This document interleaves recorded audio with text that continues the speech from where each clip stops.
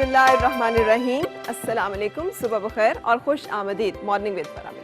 दुआ उम्मीद यही आप जहाँ कहीं हैं बिल्कुल ठीक ठाक हों, ज़िंदगी मज़े सुकून और खैरियत के साथ गुजर रही हूँ। एक शेर है, आज उसने दुख भी अपने अलहदा कर लिए, और कुछ जगहों पे है कि आज उसने दर्द भी अपने अलहदा कर लिए, आज मैं रोया तो मेरे साथ वो रोया ना था। बाज़ औक़ात कैफ़ियत इनफ़रादी ज़िंदगी में भी वैलिड होती हैं और अक्सर इज्तिमाई ज़िंदगी में भी। आपने सुना होगा, और वो सफ़ूरा गोट का वाक़या जिसमें कि हम अभी तक ये डिस्कस कर रहे थे कि कितनी बर्बरियत है, कितनी दहशत है और कितनी दहशत गर्दी है कि जिन लोगों ने ये वाक़या किया, क्या उनके अंदर इंसानियत नहीं थी, क्या उनके अंदर दिल नहीं था, वो धड़कता नहीं था, वो किसी रिश्ते, किसी एहसास के साथ किसी से जुड़े हुए नहीं थे, वो जानते नहीं थे कि लोग कितने कीमती होते हैं, जानें कितनी कीमती होती हैं। ये जो लोग आज घरों से निकले हुए हैं, कितने लोग इनकी घर वापसी की और आमद के मुंतज़िर होंगे, कितनी खुशियाँ, कितने कुंबे, कितने ख़ानदान इनकी मुस्कुराहट से, इनकी ज़िंदगी से जुड़े हुए होंगे। लेकिन उन्होंने कितने बेईमाना और सफ़ाकाना अंदाज़ में वो कदम उठा लिया कि जो कदम जो है उठाते हुए कोई भी इंसान, शायद मेरा ख़्याल है कि कई दफ़ा कांप जाता होगा।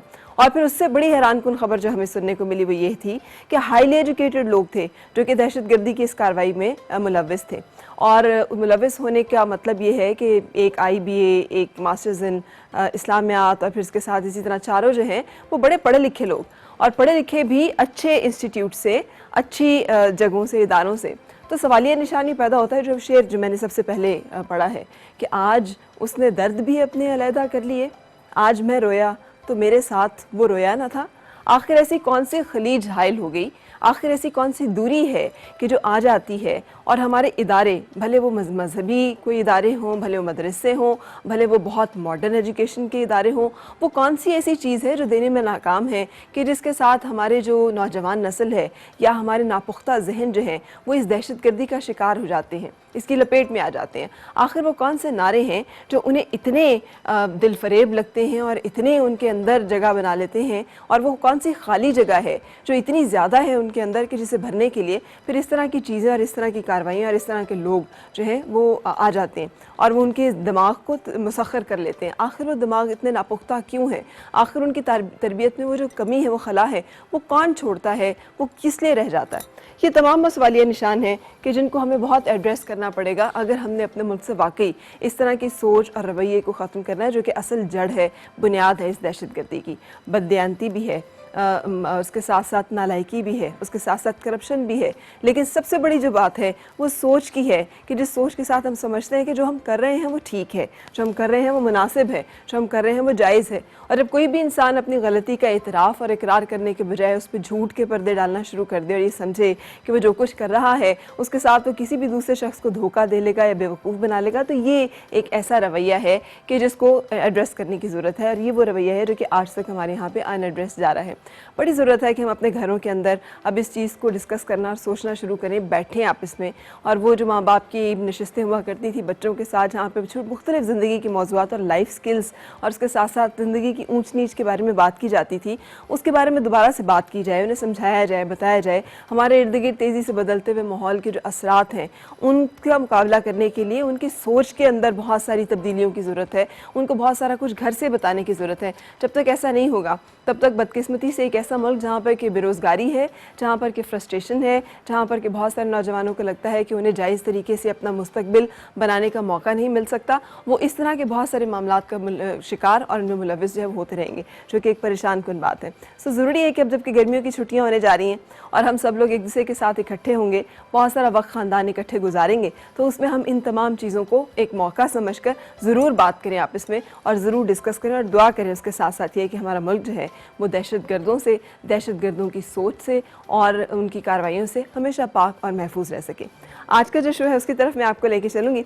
आज का शो अगेन एक नॉस्टैल्जिक से मूड में होगा, इसलिए कि जिस मेहमान से हमारी मुलाकात होने जा रही है, मैं तो जब उन्हें देखती हूँ तो मुझे अपना बचपन याद आता है। इसलिए कि मुझे याद है कि आज भी जब मैं बैठे होते थे और टेलीविज़न स्क्रीन पर ही आती थी तो मेरी अम्मा के चेहरे पे अजीब सी खुशी आ जाती थी और वो कहती थी मुन्नी बेगम।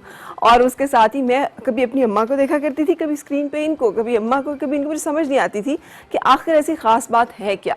और फिर वक्त गुजरने के साथ साथ मुझे वो ख़ास बात जो है वो समझ आती चलेगी, इसलिए कि जितनी सादगी के साथ और उसके साथ साथ जितने कमाल के साथ ये खूबसूरत अंदाज में गाती हैं वो हमारा दिल मोह लेती है और दिल जीत लेती है। तो आज हमारी सुबह की नशिस्त जो है वो अपनी इसी कमाल किस्म की फ़नकारा के साथ होगी। खूबसूरत गज़लें और गीत हम आपकी नज़र करेंगे और उसके साथ साथ उनसे गपशप मुलाकात भी शो का हिस्सा है।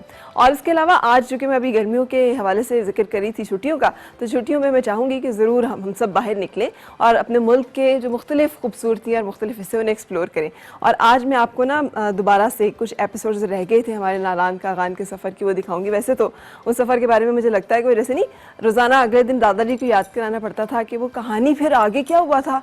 तो वो कहते थे वो कहाँ पे पहुँचे थे हम, तो उन्हें याद दिलाना पड़ता। फिर वो एक जगह से कहानी शुरू करते थे तो उन्हें याद दिलाना पड़ता था कि नहीं नहीं, वो जिन तो उठा के ले गया हुआ था परी को, अब तो उससे आगे चलना था हमने।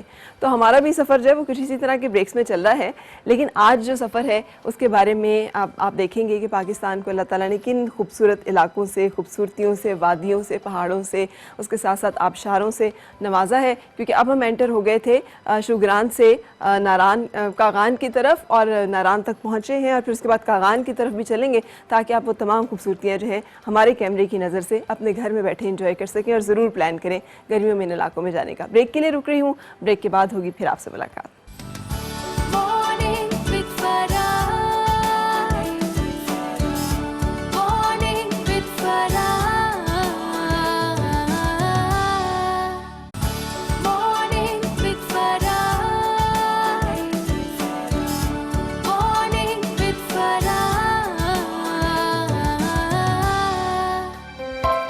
खुश आमदीद और सुबह बखैर जनाब। हम मिलेंगे अपनी मेहमान से, लेकिन उससे पहले जैसे मैंने आपको कहा है आपको एक खूबसूरत से सफ़र पे लेके चलना है जहाँ पर आप हमारे हम सफ़र रहेंगे।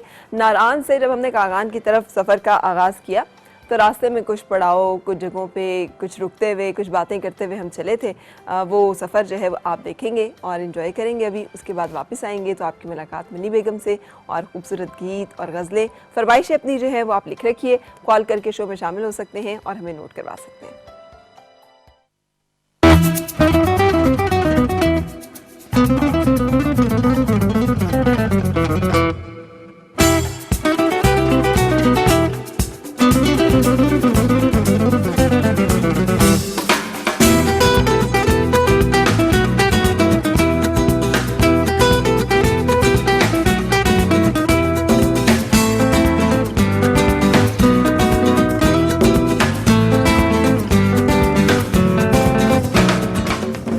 वादिये कागान में अपने सफ़र का हमने आगाज़ जो बालाकोट से किया था, तो पारस महांडरी से गुजरते हुए ये इस वक्त जगह कस्बा जो कि ये गांव कह लें ओनली परमानेंट गांव आखिरी जो होगा कागान का, उससे पहले एक जगह है, खूबसूरत सा रिजॉर्ट है।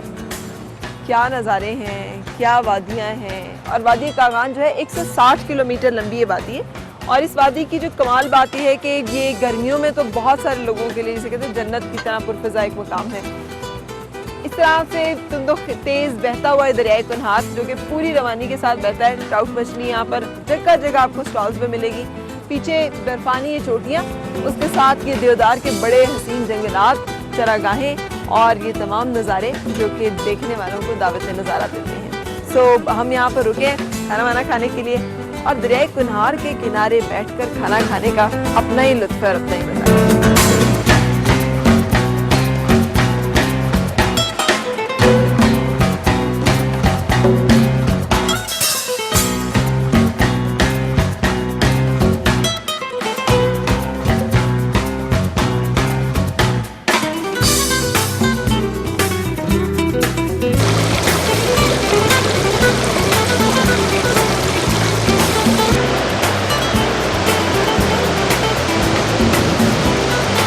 आ रहे थे ना हम भी, तो रास्ते में बहुत सारे लोग जो कि अपने मवेशी लेकर आ रहे थे और जा रहे थे, क्योंकि यहाँ पर बहुत ज़्यादा लोगों की तादाद ऐसी है जो माल मवेशी चराते हैं। और यहाँ से कुछ आगे जो कागान का गांव है वो सिर्फ वाहिद गांव है जो कि परमानेंट विलेज है, यानी सर्दियाँ और गर्मियाँ सारा साल वहाँ पर आबादी रहती है। वरना उसके बाद आगे जो नारान की वादियाँ जहाँ पर हम जा रहे हैं और जो हमारा आखिरी ठिकाना है वहाँ पर जो है लोग सिर्फ सर्दियों में गर्मियों में जाते हैं, अपने माल मवेशी चराते हैं, रहते हैं वहाँ पर गर्मियों के 3-4 महीने, और जैसे ही अक्टूबर में सर्दियों का आगाज़ होता है तो वे नीचे आ जाते हैं, क्योंकि सारा इलाका बर्फ़ से ढक जाता है। छोटी मोटी बहुत सारी साफ़ पानी की आबशारें हैं जो ये दरख्त इस साइड पे भी, इस साइड पे भी जो बर्फ़ से ढकी हुई चूँकि चोटियाँ मौजूद हैं, तो उनमें से पानी रिस रिस कर छोटी छोटी आबशारों की सूरत में आ रहा है। वो सब नज़ारे इतने खूबसूरत हैं कि एक एक जगह को बैठ कर दिल करता है कि घंटों बंदा ऐसे देखता रहे, और वो सारी चीज़ें जो कि हम ख्वाबों में विजुलाइज करते हैं किसी भी जगह की खूबसूरती के बारे में, वो यहाँ पर हमें देखने को मिल जाती हैं। किसी भी इलाके में जब हम आते हैं तो उसका एक अपना कल्चर है, वहाँ लोग बहुत अच्छे हैं, यहाँ पे कोई ख़तरा नहीं है। और जो कहते हैं डराते हैं कि ये है और पता नहीं हालात क्या हैं कैसे हैं, तमाम लोग बहुत वेलकमिंग हैं। उनकी गुज़र औकात जो है वो लोगों के यहाँ पर आने पर है, इसलिए वो बहुत अच्छी तरह से मेहमानों को चाहते हैं कि मेहमान ज़्यादा से ज़्यादा यहाँ पर आएँ, और उनकी लिए वो मतलब हर तरह की कोशिशें और काविशें भी करते हैं। इतना मज़ा आ रहा है और इतना रिफ़्रेशिंग है कि गर्मियों की छुट्टियों में वक्त गुजारने के लिए अपने और ख़ानदान के साथ मुझे नहीं लगता कि इससे बेहतर आइडियल जगह कोई और है।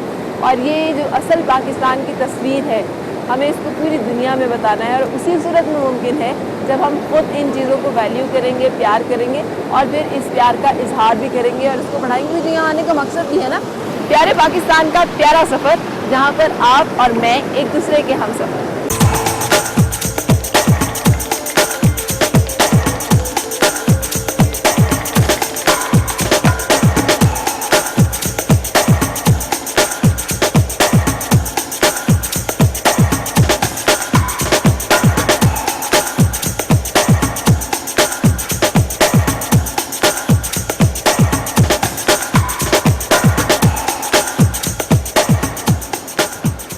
हम पहुंच चुके हैं इस वक्त कागान बाज़ार में, जो कि इस इलाके का सबसे बड़ा कह लें कस्बा है, गाँव है, शहर है।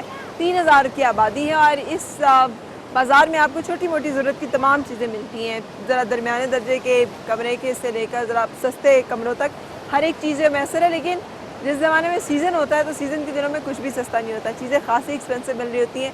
रोज़मर्रा ज़रूरियात की चीज़ें जो हैं आसानी से दस्तयाब हैं। 3000 की आबादी पर मुश्तमिल ये जो कागान है, इसी के ऊपर इस पूरी वादी का नाम भी है, और ये परमानेंट गांव है, जिसका मतलब है कि 24 महीने साल के 12 महीने यहाँ पर लोग मौजूद रहते हैं।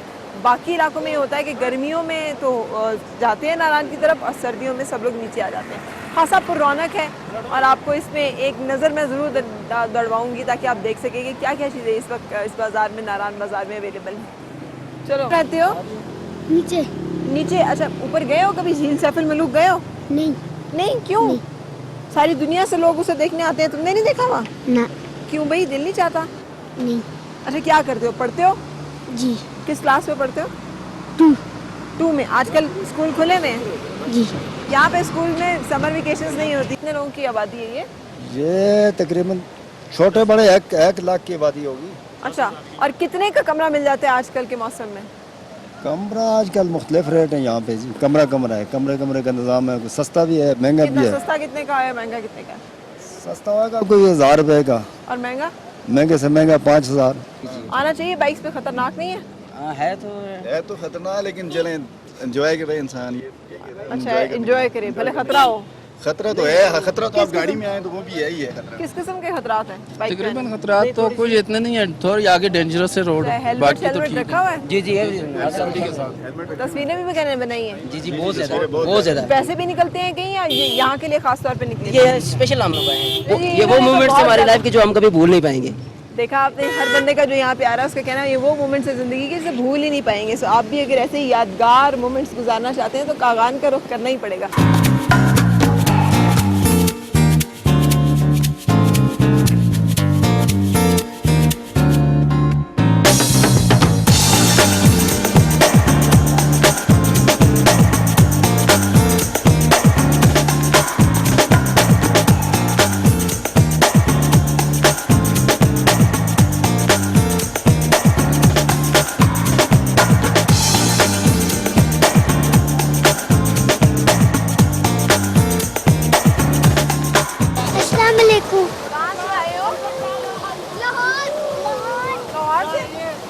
पानी कितना ठंडा है?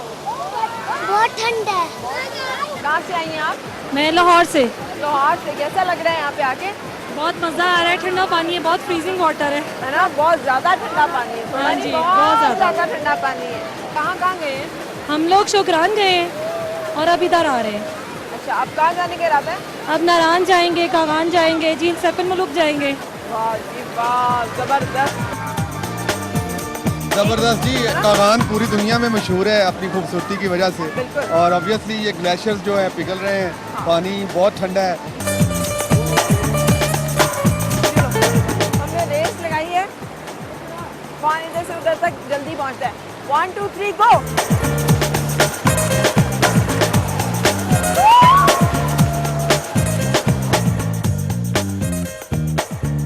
जिंदा दिलाने लाहौर जहाँ भी हो, रंग और महफिल खुद ही जमा लेते हैं। सो आज यहाँ पर वादी कागान में ठंडे ठार पानी के दरमियान खड़े होकर ये मुकाबला कर रहे हैं तेजी से आम खाने का। 1 2 3 गो।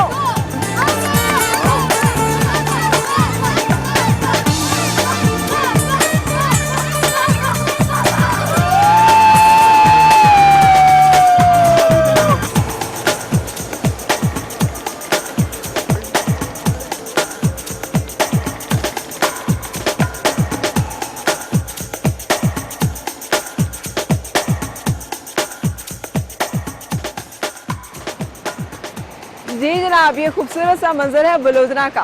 कागान से निकलकर नारायण के रास्ते में कुछ देर के बाद ही रोड से नज़र आता है ये खूबसूरत सा नज़ारा, जहाँ पर ये हसीन और जमील वाटरफॉल जो है अब देखने वालों को अपनी तरफ खींच लेती है। सो खाना बदोश ज़िंदगी, जिसमें ये कि ये लोग सारा दिन बकरियाँ चराते हैं और जहाँ शाम पड़ती है वहीं पर खा पी कर गुजारा सो जाते हैं और सुबह वहीं से उठकर अपनी बकरियों को चराना शुरू कर देते हैं। एक दफ़ा ज़रा हमारे कैमरे के लिए भी जैसे बकरी के लिए सीटी मारते हैं, सीटी मार के दिखा दें। बहुत शुक्रिया Abdul Khan, thank you so much.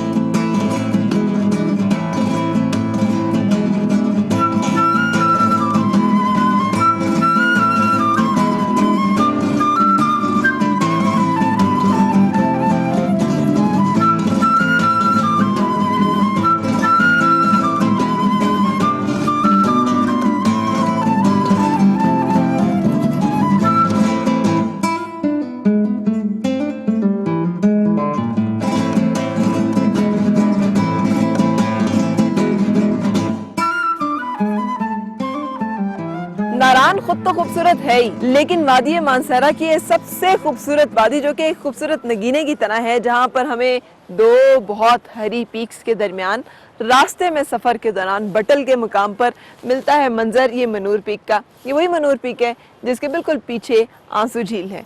क्या खूबसूरत नज़ारा है, डूबते सूरज की शुआएं जब इस बर्फीली चोटी को टच कर रही हैं तो उसका रंग कितना खूबसूरत लग रहा है। और जितना इस वक्त यहाँ एटमॉस्फेयर और दर्जा हरारत ज़बरदस्त है, मैं आपको बता ही नहीं सकती। तो जनाब, हम आज पहुंचे हैं नारायण। ये ग्लेशियर, ये बर्फ है जिसके ऊपर मैं खड़ी हुई हूँ। जी जी, जून के मौसम में इतनी जमी हुई बर्फ, वो भी रोड साइड पे। अभी हम किसी पहाड़ की चोटी पे नहीं गए हैं, अभी हम किसी जगह नहीं गए हैं। या मेरे पीछे तो आप खूबसूरत मनाजिर देख ही रहे हैं, चारों तरफ यही हसीन मनाजिर। यहाँ पर आकर पाट चौड़ा हो गया है दरियाए कुनहार का भी, और उसकी जो रवानी है उसमें भी थोड़ा सुकून आ गया है और माहौल ज़रा चिल और ठंडा। कपड़े चेंज करने को दिल चाह रहा है, लॉन कॉटन नहीं चलेगी, थोड़ा ठंडे कपड़े जो कि इस इलाके में हमें दरकार होंगे चेंज करेंगे हम, क्योंकि हम आज पहुँचे हैं नारायण।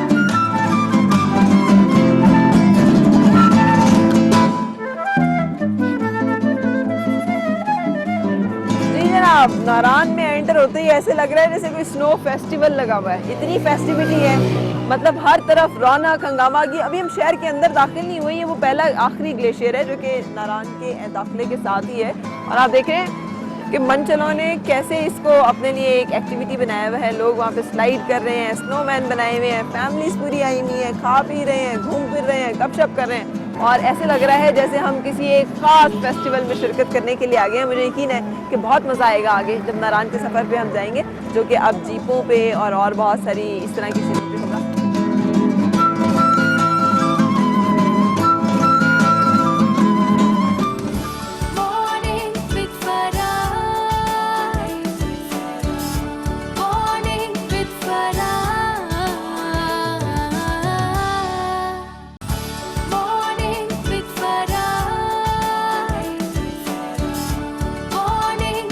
Farah.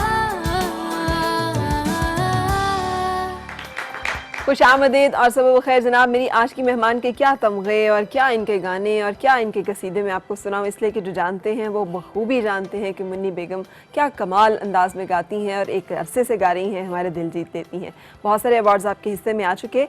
मेरे साथ हैं इस वक्त मौजूद मुन्नी बेगम। अस्सलाम वालेकुम। वालेकुम सलाम। कैसी हैं आप? ये इस खातून से आपको पता है, इनसे मुझे बहुत डर लगता है। पिछली दफ़ा भी आई थी तो इन्होंने मुझे कहा था क्या बात है, दुखी हो, और आज आते ही सबसे पहला सवाल क्या किया है। अभी मेकअप में कोई बात हुई नहीं है, आती मुझे सबसे पहले सवाल किया और सुनाओ शादी हो गई। मैं कहा यार ये आज फिर मुन्नी आपा ने ना कोई बात जो है वो करनी ही है। कैसी है मुन्नी आपा? बिल्कुल ठीक है, आप खैरियत से हैं? बिल्कुल। आपकी ज़िंदगी कैसी गुजर रही है? बहुत अच्छी। अच्छा, ये नादरा बेगम से मुन्नी बेगम, एक बेगम कॉमन है।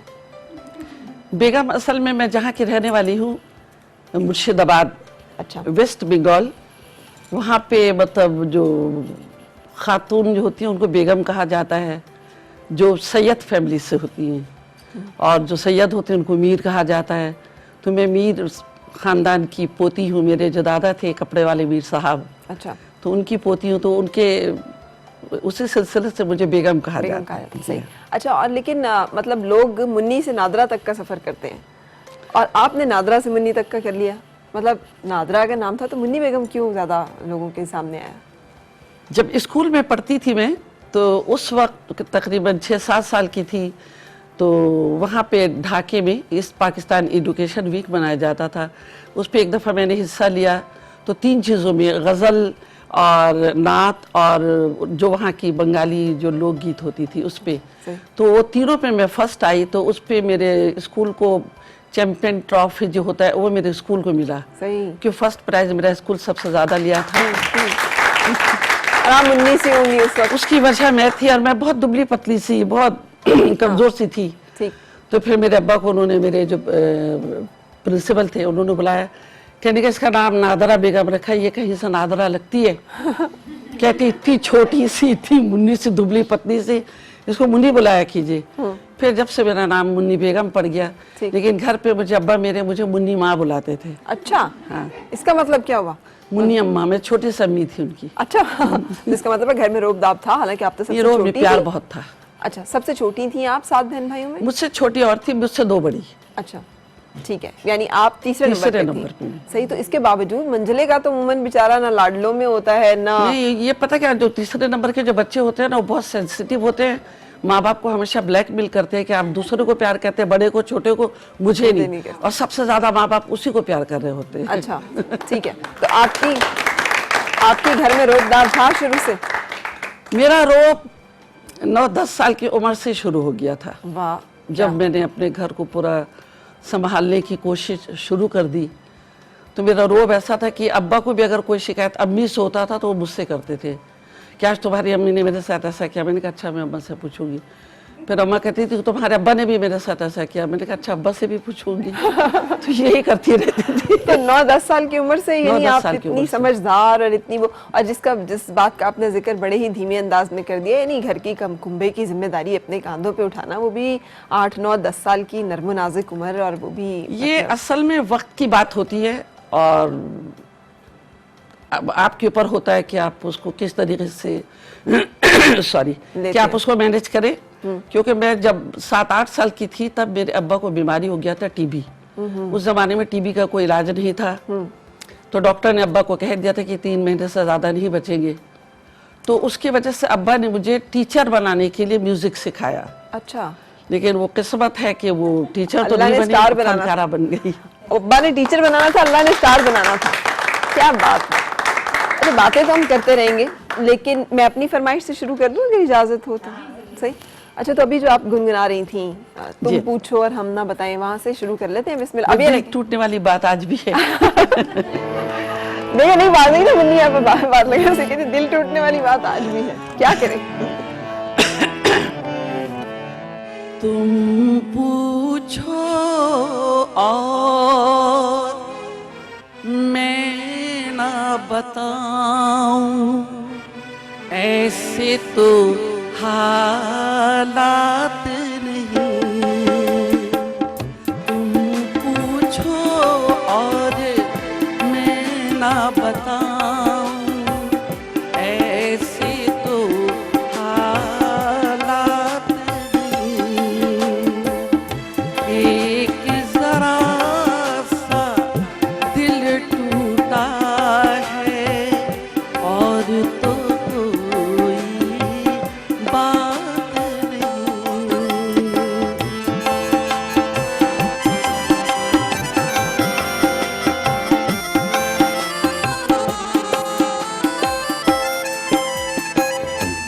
किसको खबर थी सांवले बादल बिन बरसे उड़ जाते हैं।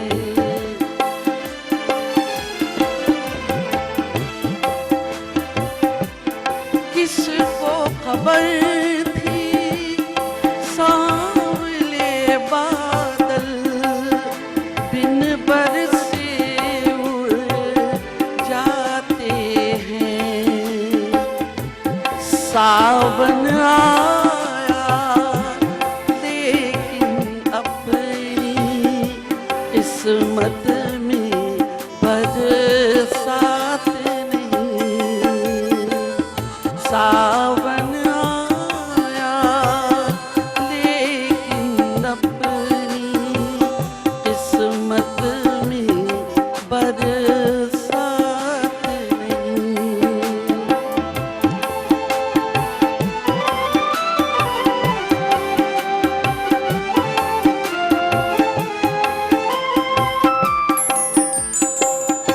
मेरे गम की होने पर अहबाब है क्यों हैरान कतील।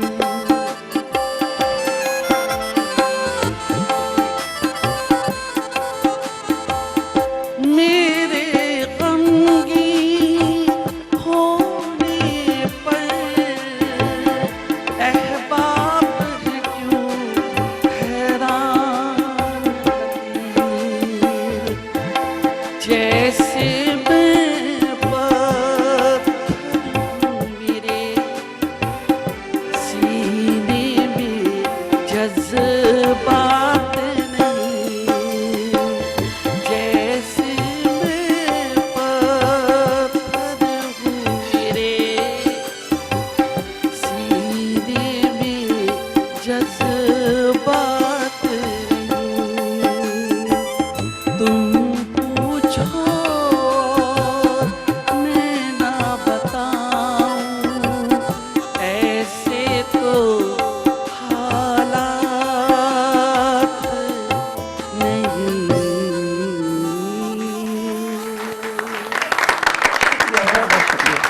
वाह। अच्छा, खुद आपने हर तरह के गाने गाए हैं, खुद किस तरह के गाने ज़्यादा पसंद आते हैं? दुखी ज़्यादा? नहीं।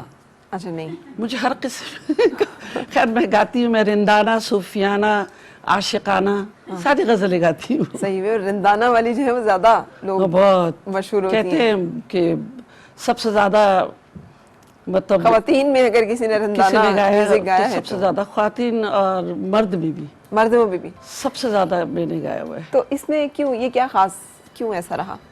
जिस वक्त मैं रिकॉर्डिंग करती थी हमारी कंपनी, उस वक्त मुझे पता नहीं था कि ये इस किस्म की गज़लें बहुत, इसकी कैसेट बहुत बिकती है। तो जो हमारे उस वक्त डायरेक्टर थे मंसूर बुखारी साहब, उन्होंने कहा कि इसी किस्म की गज़लें आप गाएं। तो 42 वॉल्यूम मेरा उस वक्त तक निकला। 42 वॉल्यूम में तकरीबन 6-7 गज़लें ऐसी ही होती थी जी। जो पीने पिलाने से, साथ पीने पिलाने की, खाना, हाँ, सारे ये सही, कोलेस्ट्रॉल से भरा हुआ और मस्ती से भी भरा हुआ, बहुत ज़्यादा। सही। अच्छा जी, ब्रेक ले लेते हैं और ब्रेक के बाद फिर आपसे मुलाकात। Morning with Farah. Morning with Farah.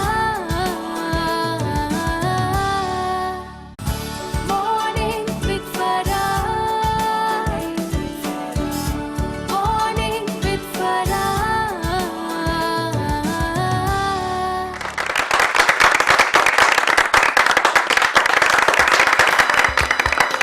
खुशामदीद और सुबह बखैर जनाब। आज हमने विड्रॉ किया हुआ है, आज मैंने कोई फरमाइश नहीं करनी आपसे। अच्छा, आपने शेरों के इंतखाब ने रुसवा किया मुझे, खुलता किसी पे क्यों मेरे दिल का मामला, शेरों के इंतखाब ने रुसवा किया मुझे। तो हमने पिछली दफ़ा जो मैंने फरमाइशें की थी तो उन्होंने मुझे लेबल कर दिया था, दुखी हो। आप इतना दुखी दुखी गाना फरमाइश फरमाइश करेंगी तो मैं तो यही कहूँगी। अभी मैं दुखी ही सुना रही हूँ अभी भी। अच्छा नहीं, अब कॉलर्स की फरमाइश लेंगे हम, क्यों क्या कहते हैं। तो अस्सलाम वालेकुम जी, क्या हाल है आपका? अस्सलाम वालेकुम, कैसी हैं प्यारी सी फराह? मैं ठीक हूँ, अल्लाह का शुक्र। आप सुनाइए। मैं बिल्कुल ठीक हूँ और आज तो आपका प्रोग्राम देखकर और अच्छी हो गई हूँ क्योंकि आपने इतनी प्यारी गेस्ट बुलाई हुई हैं। इसमें कोई शक नहीं है। जी, और मैं जो है बस इनकी भी तारीफ करूंगी, इतना प्यारा गुलाब लगाया हुआ है इन्होंने। और जो है मैं इनसे एक फरमाइश करूंगी कि है ना एक बार मुस्कुरा दो। अरे वाह, चले इस इन्होंने अभी और डेडिकेट किसको करेंगी ये भी तो बता दीजिए। ये मैं अपने हस्बैंड को कर हस्बैंड को ही कर सकते हैं इस तरह की डेडिकेशन। चलिए जी, जी। फिर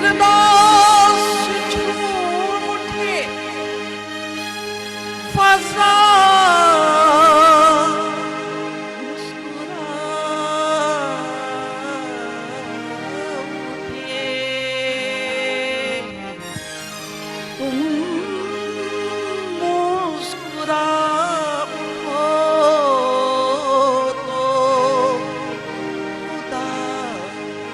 मुस्कुरा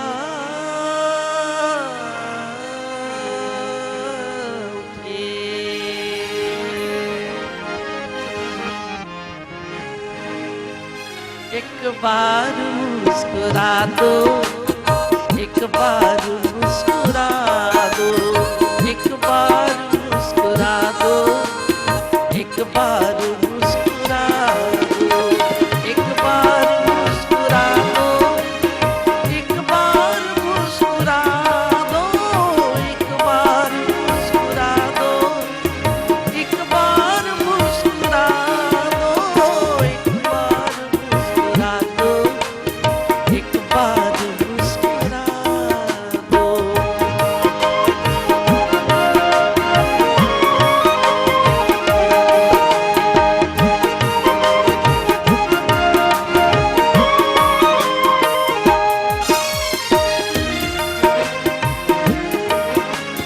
अफसाने चमन का रुबानी की बदल दो, फूलों का सर झल दो, कलियों का दिल मसल दो, आकाश की जवानी बादल में मुँह छुपाए, महताब डूब जाए, तारों को नींद आए, ज़ोहरा जब भी परी रूप तमसील मंजू, आँखें शराब हानी, जज्बात में तलातू, खिलते हुए लबों पर हंसता हुआ तराना, ऐ दिल नवाज बेकर खातिर मेरे ज़माना, लम्हाए अहमरी पर बिखरी हुई है लाली, ये हल्की हल्की सुर्खी तस्वीर है शफ़क़ की, आवारा शुभ ज़ुल्फ़े रुख़सार चूमती है, रुख़सार चूमती है, बेफ़िक्र घूमती है, वो ज़िस्त का सहारा, तुम मौज में किनारा, लेकिन सुनो खुदारा, एक बार मुस्कुरा दो, एक बार मुस्कुरा दो, जुल्मी एक बार मुस्कुरा दो। क्या बात है, जबरदस्त। अच्छा, मन में डूब के गाती हैं माशाल्लाह से। कोई डायरी देखने की ज़रूरत नहीं है, कोई पढ़ने की ज़रूरत नहीं है, आजकल के सिंगर्स की तरह ऐसे छुपा छुपा के चिट देखने की ज़रूरत नहीं है, कोई पीछे बैठे हुए को बताने की ज़रूरत नहीं है कि अगला मिसरा ये है।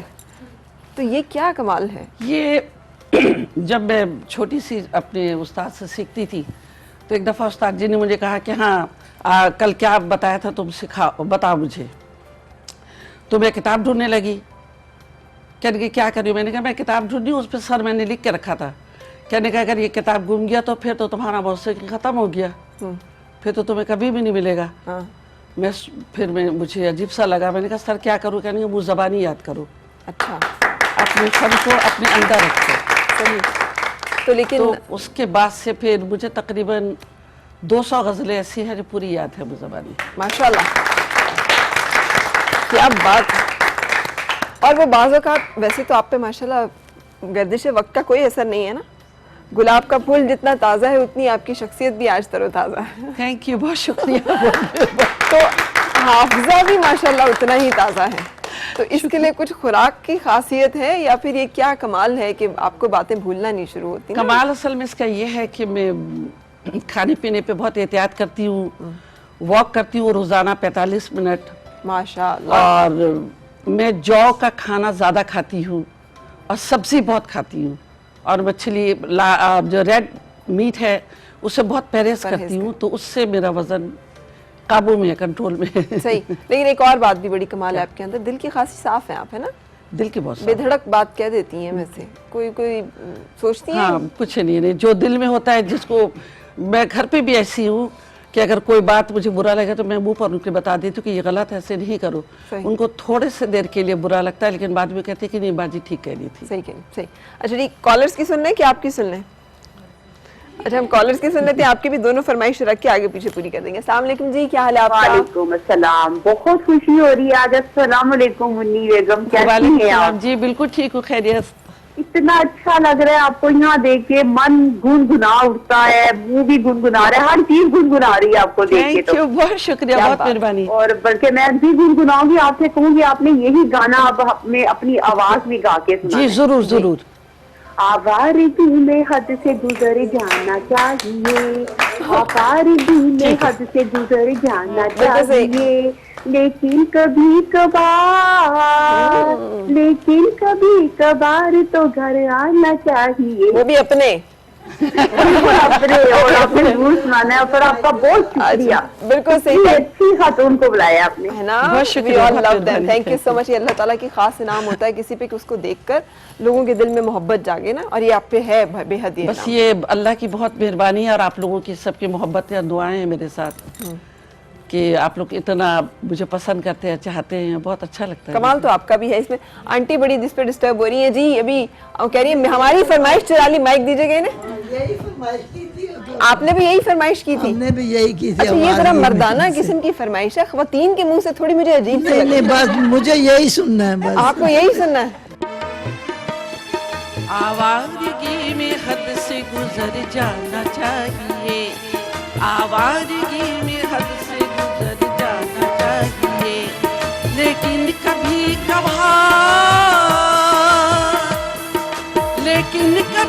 कभार तो घर जाना चाहिए, आवारगी में हद से गुजर जाना चाहिए।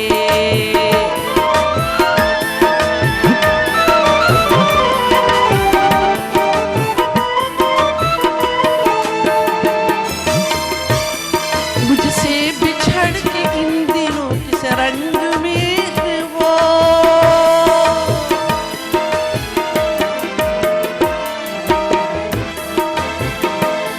मुझसे बिछड़ के इन दिनों किस रंग में है वो, मुझसे बिछड़ कर इन दिनों किस रंग में है वो, ये देखने रकीब के घर जाना चाहिए, ये देखने रकीब के घर जाना चाहिए।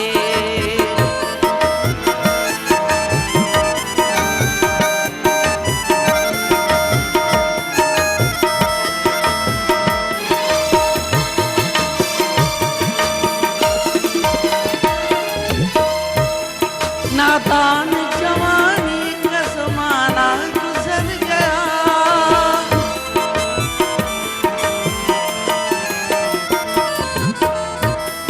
नादान जवानी का ज़माना गुजर गया, नादान जवानी का ज़माना गुजर गया, अब आ गया बुढ़ापा सुधर जाना चाहिए, अब आ गया बुढ़ापा सुधर जाना चाहिए, आवारगी में हद से गुजर जाना चाहिए, आवारगी में हद से गुजर जाना चाहिए। क्या बात है, आंटी इतना खुश हुई है अपनी फरमाइश के पूरे होने पे, है ना? Thank you. अच्छा वैसे इस गजल की पसंदीदगी की कोई खास वजह है? माइक दीजिए। हम बूढ़े हो गए और कह रही यही वजह है। तो कोई और फरमाइश आप लोगों के पास है या हम कोई फरमाइश करें? आय हाय हाय हाय, ये देख लें, एक मैं ही नहीं दुखी, हाँ सभी दुखी सभी दुखी। अरे जिंदगी का जनाजा जरूर उठाना है। और आप बहुत प्यारी लगी माशाल्लाह। अच्छा क्या बात। अच्छा इधर जिंदगी का जनाजा उठेगा। चलें जी, फिर अब क्या करें, अवाम की फरमाइश जी, तो फिर उठा दें। सही।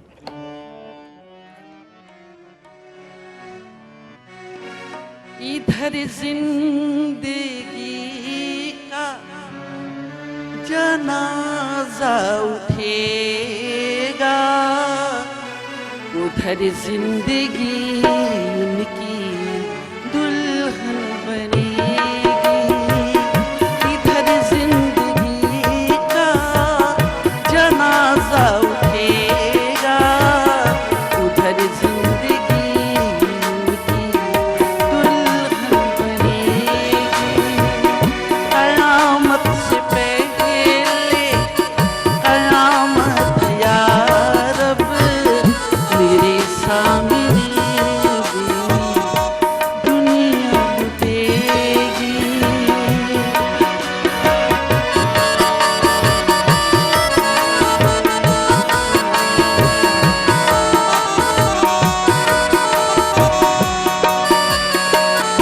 जवानी पे मेरी सितम ढाने वाले जरा सोच ले, क्या कहेगा ज़माना।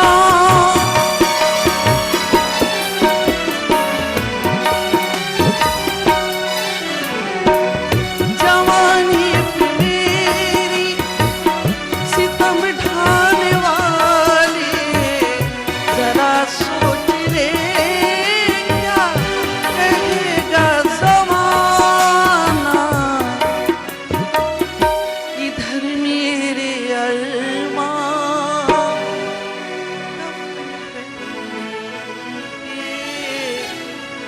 उधर उनके हाथों मेहंदी लगेगी। इधर मेरे अरमान कफन पहनेंगे, उधर उनके हाथों मेहंदी लगेगी।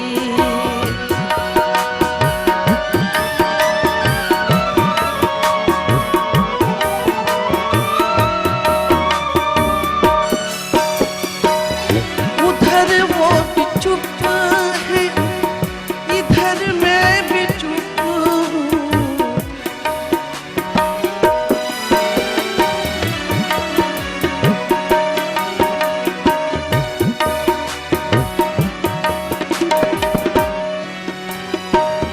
वो पर्दे के पीछे, मैं पर्दे के आगे, न वो आए आगे, न मैं जाऊं पीछे।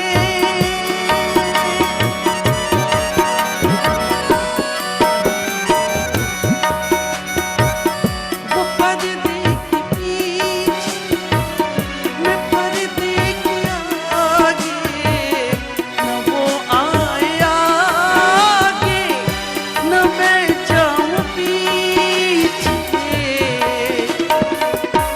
वो आगे बढ़ेंगे तो कुछ भी न होगा, मैं पीछे हटूंगा तो दुनिया हंसेगी। वो आगे बढ़ेंगे तो कुछ भी न होगा, मैं पीछे हटूंगा तो दुनिया हंसेगी। इधर जिंदगी का जनाजा उठेगा, उधर जिंदगी की दुल्हन बनेगी। यार अब बाकी के रोने वाले गाने जो है ना वो घर जाके सुनने हैं। प्लीज शो में ना मुझे रुलाने की कोशिश नहीं करनी है, ठीक है। अच्छा आप गायब कहाँ होगी मिनी आपा, यानी इतना हम लोगों को मैं पिछले 16 साल से अमेरिका में रहती हूँ। एक अमेरिका से हमें बड़ी नफरत है। क्यों? हमारे सारे अच्छे लोगों को अमेरिका खा गया, अमेरिका को प्यारे हो गए, सारे प्यारे हो गए, है ना। लेकिन वहाँ अच्छा लगता है क्योंकि बच्चों के पढ़ाई किया था ना सारा सिलसिला।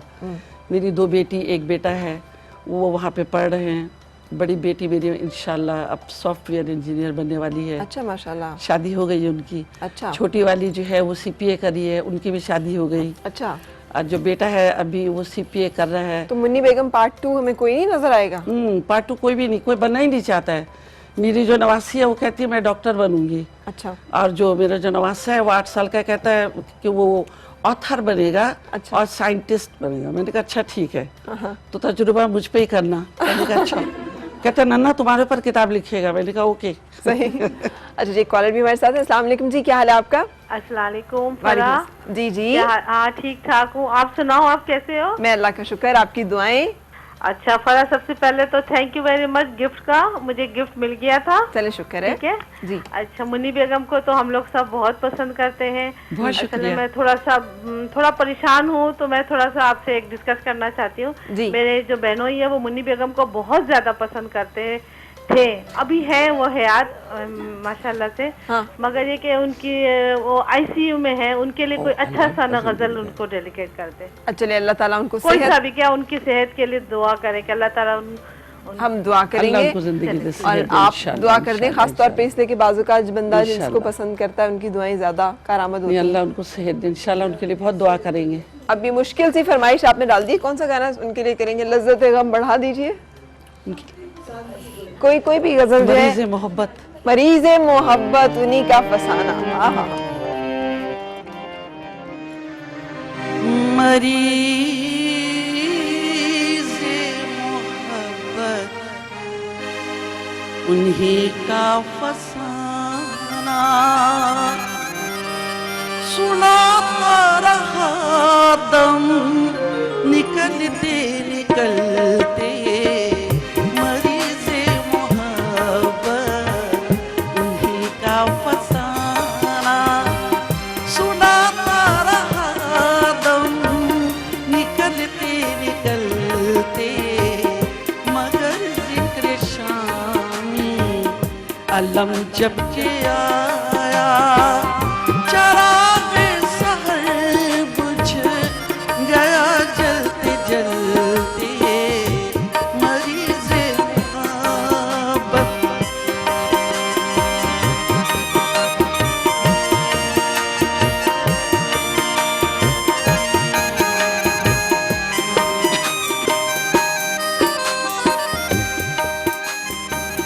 इरादा था तरके मोहब्बत का, लेकिन फरेब तबस्सुम गिरा गए हम। इरादा था तरके मोहब्बत का, लेकिन फरेब तबस्सुम गिरा गए हम। अभी खाके ठोकर संभल न पाए, कि फिर खाई ठोकर संभलते संभलते। अभी खाके ठोकर संभल न पाए, कि फिर खाई ठोकर संभलते संभलते।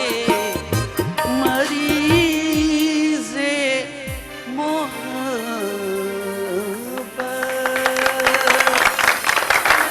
वाह। अच्छा, कोई फेवरेट शायर ठहरा इस तमाम अरसे में जो आपने गाया, जिसको? मेरे सबसे ज़्यादा जो पसंदीदा शायर हैं उनका नाम है उस्ताद कमर जलालवी।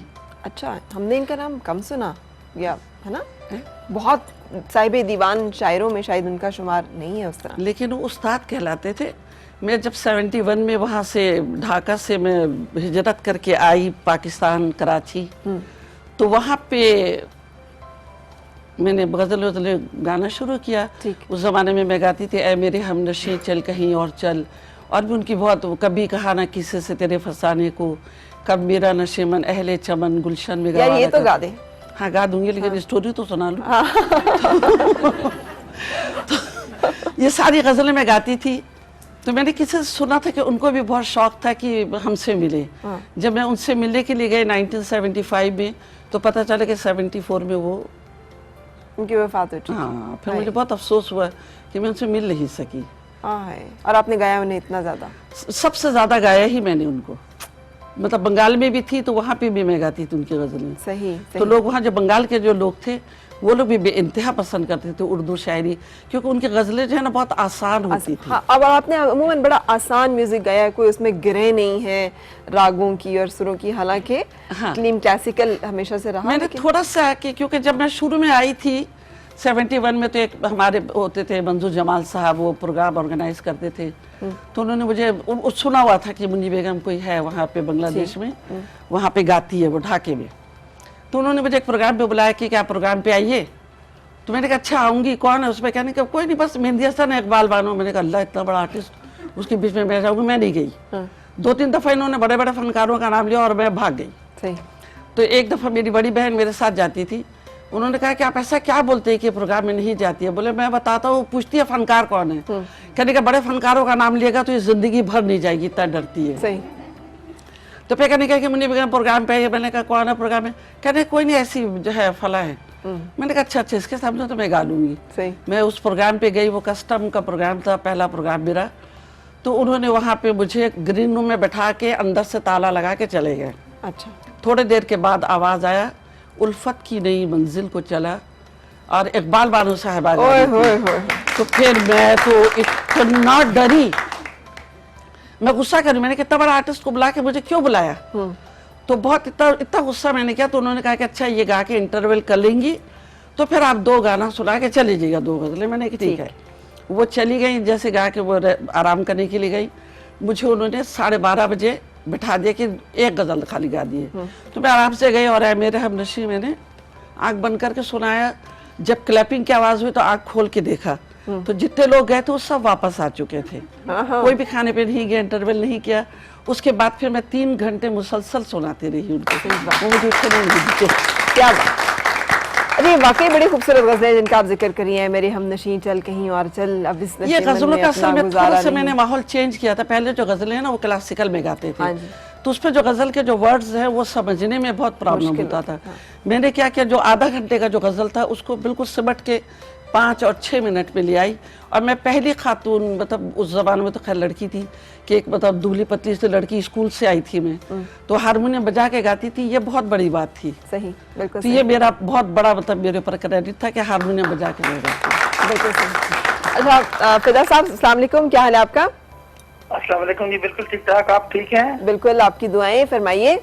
माशाल्लाह। अगर मॉर्निंग में घर में स्टे हो तो मैं सब टीवी देखता हूँ, क्योंकि आपके मॉर्निंग शो बड़ी मैच्योर और बेपना अच्छे लोग लेकर आती हैं। अल्लाह पाक आपको लंबी जिंदगी सेहत के साथ अता फरमाए। बहुत शुक्रिया आपका, थैंक यू जी। और मैं ना सिर्फ मैं मुनी बेगम का फैन हूँ, मेरे बुजुर्ग भी जब हम विलेज में होते थे गाँव में, तो वो उस वक्त मेरे वाले साहब टेप लेकर आए थे, उसमें बिजली नहीं थी हमारे गाँव में, तो हम सेल डाल के हरिपुर से और अहमदाबाद से मोनी बेगम की केस्टें लेकर जाके बड़े शौक से इनकी जो है ना, क्या बात है, बड़े यकीन करें। और हमारे जो इस्लाफ हैं उनकी भी ये फैन है, हम भी उनके फैन हैं, और मुझे बड़ी खुशी हुई है। मैं आज बड़ा मोटिवेटेड हुआ हूँ। तो अल्लाह पाक मोनी बेगम को और इनके जो बच्चे अमेरिका में हैं सबको अल्लाह पाक सेहत कामला कोई फरमाइश जो आप सुनना चाहें गए दिनों की याद में, जो आपने गुजारे में है? एक है नहीं है, बेपना इनकी हर सॉन्ग अच्छे हैं। एक बार मुस्कुरा दो, और बेपना इनकी जो है ना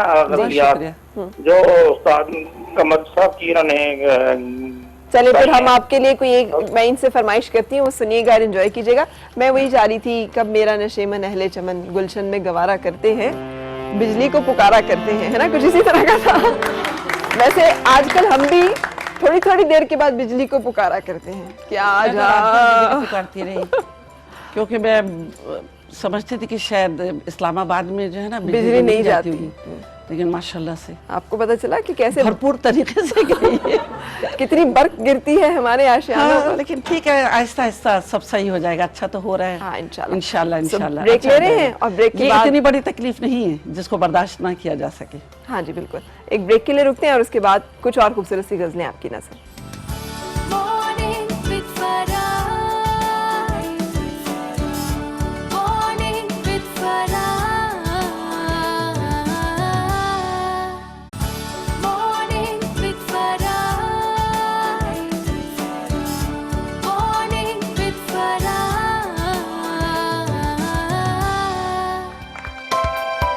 खुश आमदेद और सुबह खैर जनाब। आज हमारी मुलाकात हो रही है मुन्नी बेगम से, हमारी कमाल किस्म की लेजेंडरी फनकारा जो कि आजकल अमेरिका से यहाँ तशरीफ लाई हुई है। जब आती हैं तो फिर आप मुख्तलिफ जगहों पे फंक्शंस कर रही होती हैं? जी जी। अच्छा, तो अमेरिका में जब होती हैं तब भी ये सिलसिला जारी वहाँ रहता पे है? भी। अच्छा, इसीलिए आवाज़ में अभी तक निखार है और अभी तक मतलब उसी तरह से है? फिर रियाज करती हूँ। अच्छा। वहाँ पे अमेरिका में सुबह उठ के सबसे पहले मुँह हाथ धोकर चाय वगैरह पी के पौन घंटा इस पे रियाज रखती हूँ। अच्छा। फिर उसके बाद फिर बाकी काम शुरू करती हूँ। अच्छा, माशाल्लाह अपने कुंबे को भी देखा, अब बच्चों को भी पाला है, तो इन सारी जिम्मेदारियों के बावजूद तबीयत में सख्ती नहीं आई, करख्तगी नहीं आई, हंसना नहीं। मुस्कुराना, है ना? ये करख्तगी या दिल गिरफ्तगी वो सब चीज़ें नहीं।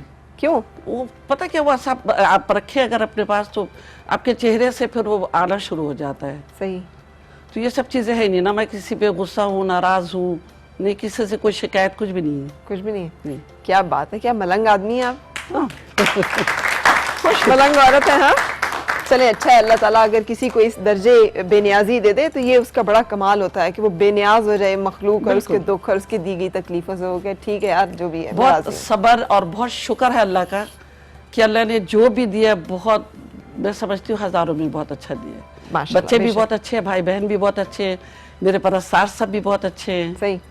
सब अच्छा, अच्छे ये हैं। जो अब फरमाइश मैंने आपसे की थी, ये हबीब वली साहब ने भी गाई है खूबसूरत सी गज़ल, और पिछले दिनों ही उनकी वफ़ात भी हुई है। और और पिछले साल हाँ, और बड़े ही एक कमाल किस्म के वो भी फनकार थे, तो उनकी याद में हम आपसे उनकी भी, आपने गाई थी पहले या उन्होंने गाई थी पहले? मैंने। आपने पहले गाई? मैं तो बंगाल में गाती थी। अच्छा ठीक है, फिर ये गज़ल उन्होंने भी गाई और मुझे बहुत पसंद है बचपन से, बहुत ही ज़्यादा।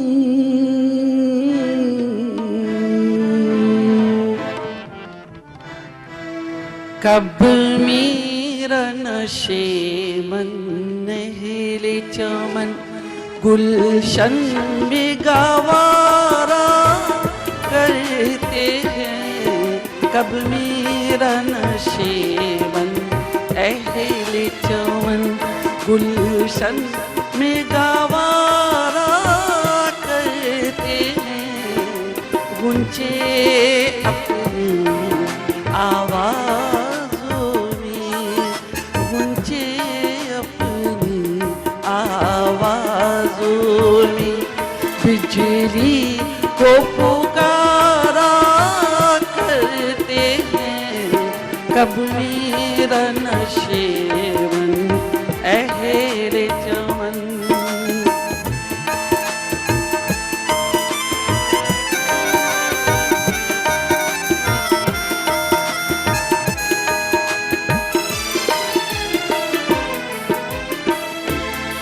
पोछो नारक रुखसारों से रंगीनी हुस्न को बढ़ने दो, पोछो नारक रुखसारों से रंगीनी हुस्न को बढ़ने दो, सुनते हैं कि शबनम के कतरे, सुनते हैं कि शबनम के कतरे फूलों को निखारा करते हैं, कब मेरा नशेमन अहले चमन।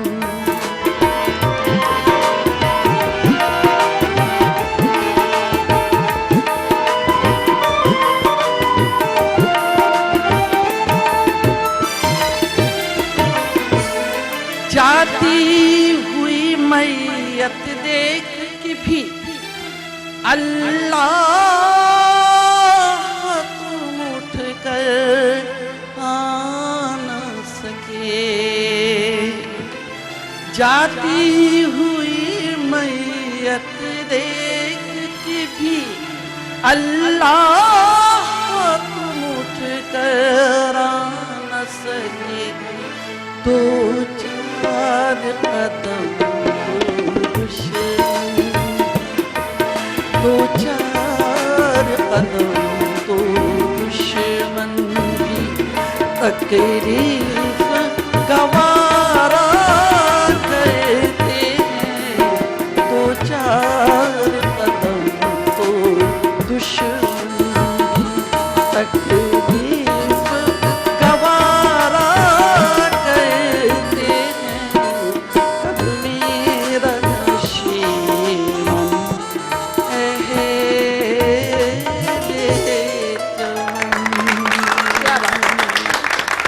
अब हमारी आज की मलका सोगवार ने आपके लिए एक और तैयार की हुई फरमाइश। खुदा रूठ जाए तो सजदे करूं, सनम रूठ जाए तो मैं क्या करूं।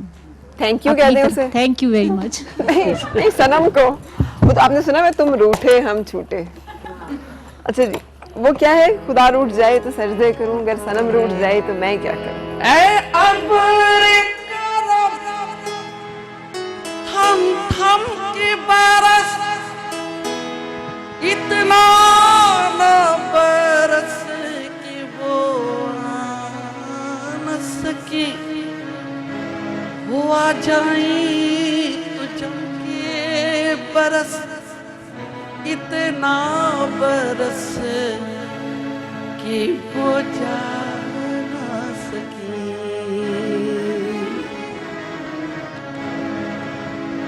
इस कदर तेरा तस्वुर कभी बढ़ जाता है।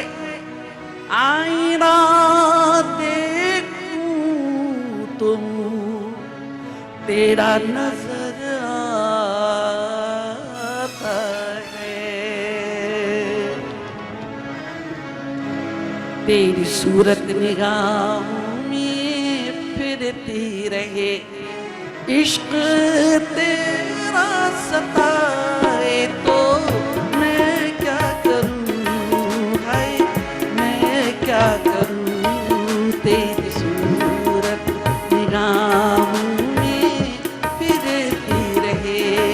इश्क तेरा सताए तो मैं क्या करूं। कोई इतना तो आकर बता दे जब तेरी याद आए तो मैं क्या करूं, हाय मैं क्या करूं।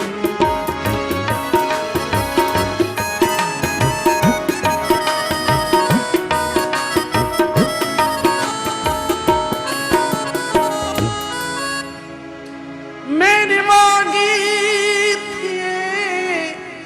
मस्जिदों में दुआ, मैं जिसे चाहता हूँ मुझको मिले। मैंने मांगी थी मस्जिदों में दुआ, मैं जिसे चाहता हूँ मुझको मिले। जो मेरा फर्ज था मैंने पूरा किया। अब खुदा ही न चाहे तो मैं क्या करूं, हाय मैं क्या करूं। जो मेरा फर्ज था मैंने पूरा किया। अब खुदा ही न चाहे तो मैं क्या करूं।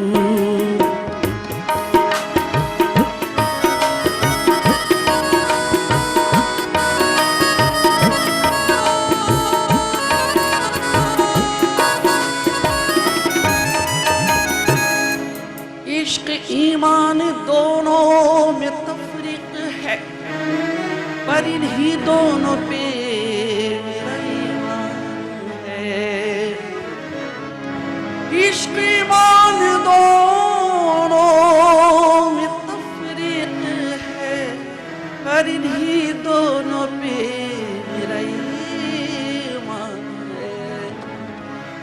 खुदा रूठ जाए तो सजदे करूं और सनम रूठ जाए तो मैं क्या करूं, हाय मैं क्या करूं। जो खुदा रूठ जाए तो सजदे करूं और सनम रूठ जाए तो मैं क्या करूं।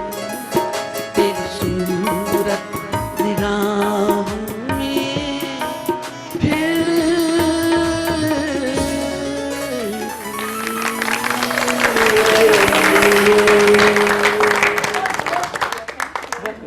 आपका भी शुक्रिया, बड़ी अच्छी फरमाइश की आपने। अच्छा मुनियापा, मतलब शोबिज़ एक ऐसी दुनिया है जहाँ पर आकर सब लोग ज़रा फेक, थोड़ा प्रिटेंशियस, यू नो, ज़रा एक आर्टिफिशियल लाइफ अडॉप्ट कर लेते हैं। आप कैसे अभी तक इतनी सादा और इतनी मासूम और इतनी रियल और इतनी नेचुरल हैं? मैंने झूठ को कभी नहीं अपनाया, चाहे वो अपने ऊपर हो या मेरे आवाज़ पे हो, किसी चीज़ पे भी नहीं। जो झूठ को अपनाते हैं उनकी पायदारी नहीं होती है, वो ऐसे ही आते हैं और फिर वैसे ही चले जाते हैं। मैं अपने दौर में 76 से मेरा जो वॉल्यूम निकला, 40 साल का अरसा गुजर चुका है। इस पे मैंने बहुत से फनकारों को आते हुए और जाते हुए देखा, लेकिन जो मेरी गज़ल का जो मेरा अपना जो महफिल अंदाज जो है वो आज भी वैसा का वैसा ही है, क्योंकि इस पे झूठ कुछ भी नहीं था। न मसनूईपन है गाने पे और ना कोई मसनूईपन है बातों पे और ना रहने आपकी शख्सियत में। क्या बात है। हम एक ब्रेक के लिए रुके हैं और ब्रेक के बाद फिर आपसे मुलाकात। Morning with Farah. Morning with Farah. Morning with Farah. Morning with Farah.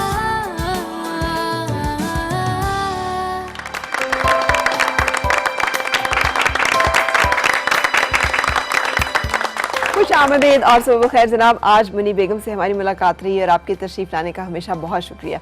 Muntazir रहते हैं हम हमेशा इन टच। आ गई मुनी आपा, आ गई पाकिस्तान में, कब आएंगी? यहाँ पर एक दो दफ़ा बीच में आना कैंसिल भी हुआ, जिसका बड़ा दुख हुआ। अच्छा, आप कोई सवाल करना चाह रही थी? मैम, आप 15 साल अमेरिका में रही हैं, तो आप साथ साथ परफॉर्मेंस करती रही हैं या आपने बिल्कुल छोड़ दिया था? आपने परफॉर्मेंस का सिलसिला में जारी? बिल्कुल बिल्कुल। वहाँ कॉन्सर्ट्स वगैरह करती हैं? मैं, हाँ, वहाँ से मैं अभी जो है ना 2014 में मैं गई हुई थी, स्विट्जरलैंड गई थी। उसके बाद फिर मैं सिंगापुर गई, फिर मैं इंडोनेशिया, सब जगह आना जाना करती रहती हूँ। चलता रहता है म्यूजिक का। अमेरिका में मैं वहाँ से कनाडा भी चली जाती हूँ। कनाडा तो खैर पड़ोसी है बिल्कुल। हाँ बिल्कुल से निकलो वहाँ गए। अच्छा जी, अब कोई आखिरी सॉन्ग की फरमाइश कौन करना चाहेगा? मैं तो यही कह रही हूँ, झूम बराबर। अरे आंटी, आप मुझे पहले बता दें, इतनी मर्दाना फरमाइशें आपकी, दोनों गानों की सख्त मर्दाना फरमाइश। भाई वो रेडी हैं, बिल्कुल सुनाएंगी। वो तो सुनाएंगी, वो तो सुनाएंगी। अच्छा, आपको खुद अपने बेशुमार माशाल्लाह गाने, कौन से गाने की फरमाइश सबसे ज्यादा आती है? खुद को कौन सा पसंद है? तकरीबन सारे ही गानों की ज्यादा आती है फरमाइशें। अच्छा, झूम बराबर हो गया, एक बार मुस्कुरा दो, आवारगी, ये सब जब महफिलों में मैं गाती हूँ तो एक दो तीन दफा सुनती हूँ। अच्छा, सही। और खुद को कौन सा बहुत पसंद है? मुझे जो पसंद है वो थोड़ा मुख्तलिफ है। अच्छा, सही। वो तो कैसा है? वो जैसे अच्छा नहीं है, दुखी है। दुखी है? हाँ, वो मैं, हाँ, इतना टाइम नहीं है, गाना तो हम एक ही सुन सकेंगे। वो फिर आपको वो थोड़ा सा एक बोली गुनगुना दे उसका, जो आपका अपना पसंदीदा है। दिल की बात लबों पर लाकर अब तक हम दुख सहते हैं। दिल की बात लबों पर लाकर अब तक हम दुख सहते हैं। हमने सुना था इस बस्ती में दिल वाले भी रहते हैं। दिल की तो अब हम थोड़ा सा झूमने की तरफ आएंगे और आपके तशरीफ लाने का बेहद शुक्रिया। बहुत शुक्रिया। आपसे भी इजाजत लूंगी मैं इस दुआ के साथ कि आपकी हर सुबह खुशगवार हो और हर खुशगवार सुबह का अंजाम बखैर। मुलाकात होगी इंशाल्लाह कल फिर। रखिएगा ख्याल और दीजिए इजाजत। अल्लाह हाफिज। जाते जाते झूम बराबर।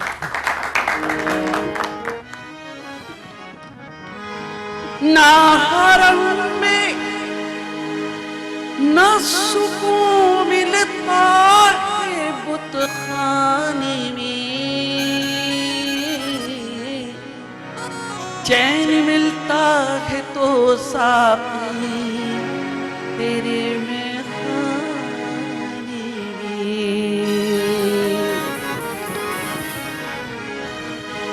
झूम बराबर झूम शराबी, झूम बराबर झूम, झूम बराबर झूम शराबी, झूम बराबर काली घटा है मस्त फजा है, काली घटा है मस्त फजा है, जाम कर घूम घूम घूम। झूम बराबर झूम शराबी, झूम बराबर झूम।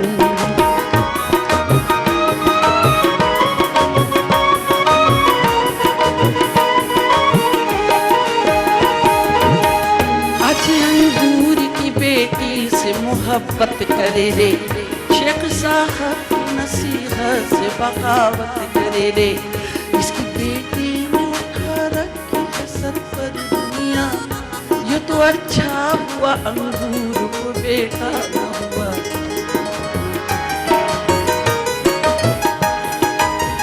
कम से कम सूरत साकी का नजारा करे ले, आँख में खाने में जीने का सहारा कर ले। आँख मिलते ही जवानी का मजा आएगा, कुछ तो अंगूर के पानी का मजा आएगा। हर नजर अपनी बसत शौक गुलाबी कर दे, इतनी पीर के जमाने को शराबी कर दे। जाम जब सामने आए तो करना कैसा, बात जब पीने की आ जाए तो डरना कैसा। धूम मची है मैं खाने में, धूम मची है मैं खाने में, तुझे बचा रे धूम धूम। झूम बराबर झूम शराबी, झूम बराबर झूम बराबर झूम शराबी, झूम बराबर झूम बराबर झूम शराबी, झूम बराबर।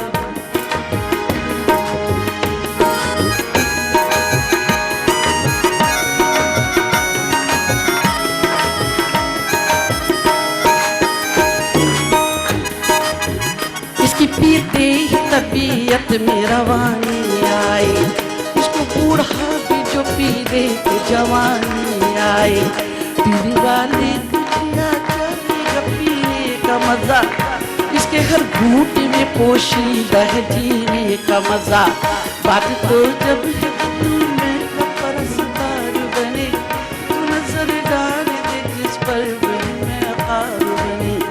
मौसम गुल में तो पीने का मजा आता है, पीने वालों ही को जीने का मजा आता है। जाम उठा ले